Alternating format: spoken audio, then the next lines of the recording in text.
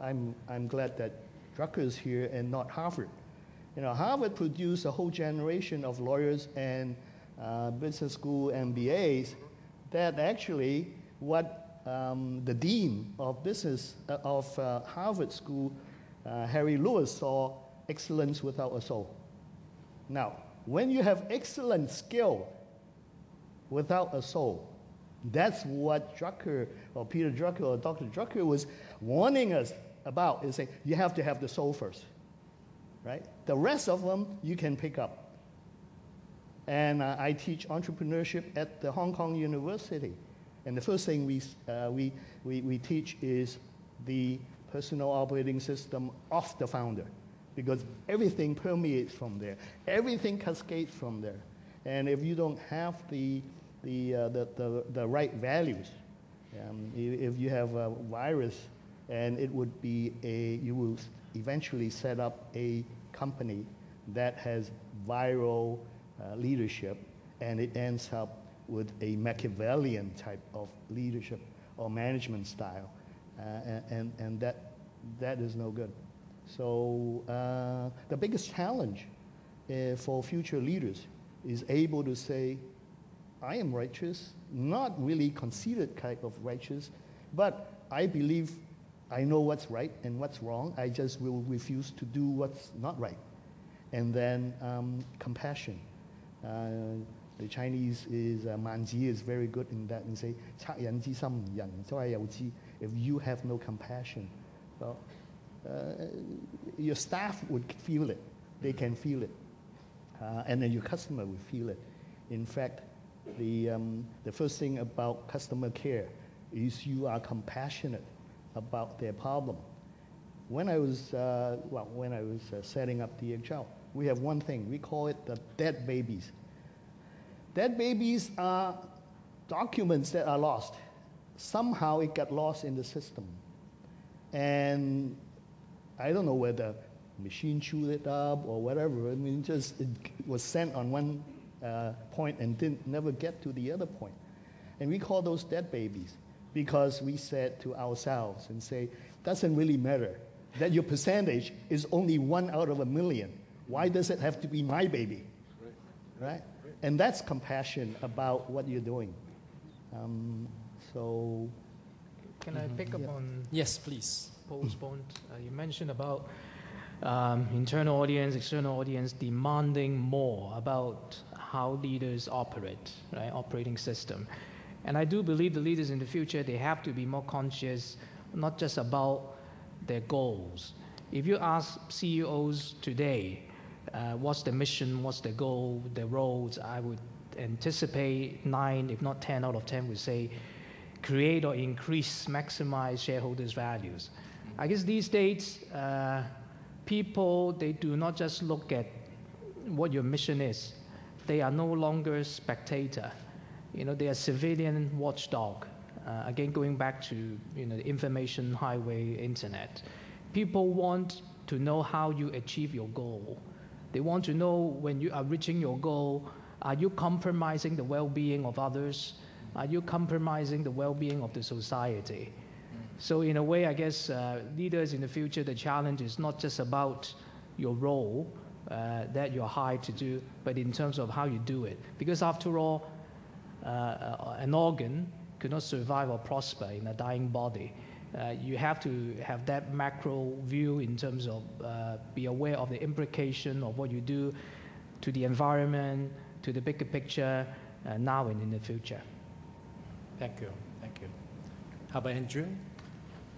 It's difficult because when I look at it, of course, all modern organizations now, they have their own mission statements. They know where they're going. For a leader, of course, you have your own vision of where you want to take either your organization or for a leader of a place, where that particular place, economy or country. I mentioned core qualities, core values. These are important because, like what Paul said earlier, people trust you because you have integrity. So I would assume anybody worthy of being called a leader, he or she must be able to meet the basics. these are the core values, what I call. But important is that you have a mission, you have a vision of where you want to take the organization.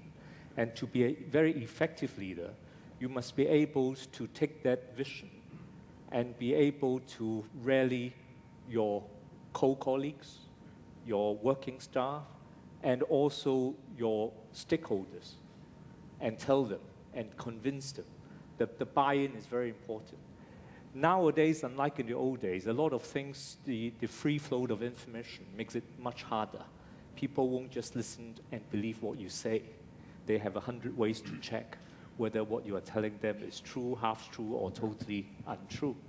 So again, I come back to the ability to really communicate this vision and to communicate to your audience that you are a person whom they could follow, they could trust, and who would take on the responsibility. Increasingly, I think because of the advance in technology, this is getting more and more difficult in today's world. Yeah, I very much agree with you that those are the basic values of the corporation. So, Dean, how I you think we're all respond to that? saying the same thing, that Yes. going forward, organizations and society itself will be looking for purpose-driven leaders.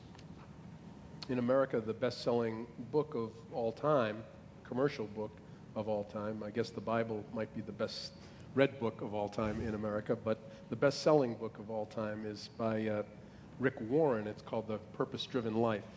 And I think going forward, we will look for purpose-driven organizations and purposeful leaders.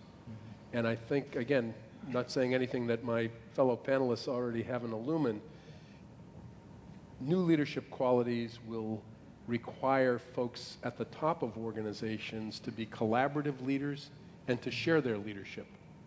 As Drucker said, they must in a knowledge-driven economy. In fact, when Jack Welch first sat down with Peter in Claremont, California, when he became CEO of General Electric, the then largest industrial corporation in the world, he said, Dr. Drucker, I'm at the top of this great organization with 400,000 people. What should I do?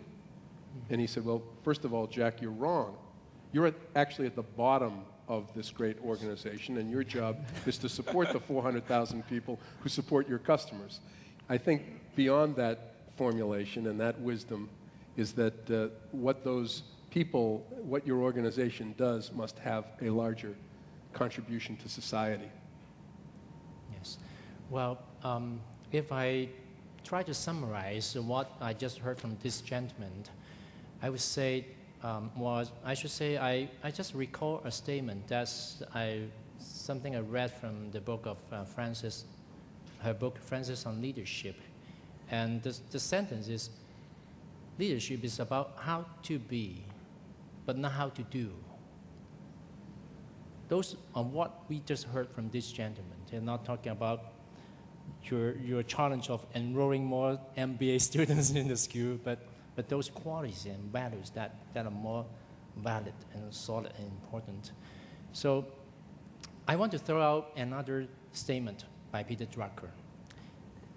He said, predicting the future can only get you in trouble. That echoes what we heard from the second section. And one cannot manage change. One can only be ahead of it.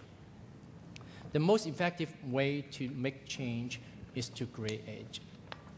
So we heard this sentence again and again and again, that we have to manage change, but try to create it.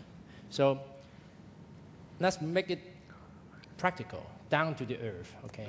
Have you ever made any changes in your organization or institute you represent, and is it a successful one or a failure one? Does it bring a huge impact? What are the results? Share some of your experience with our audiences. Okay, who would like to take this challenge first? If I start first, I think it's easier for me. In the government, in the whole civil service, of course, people would say, well, the government never changes.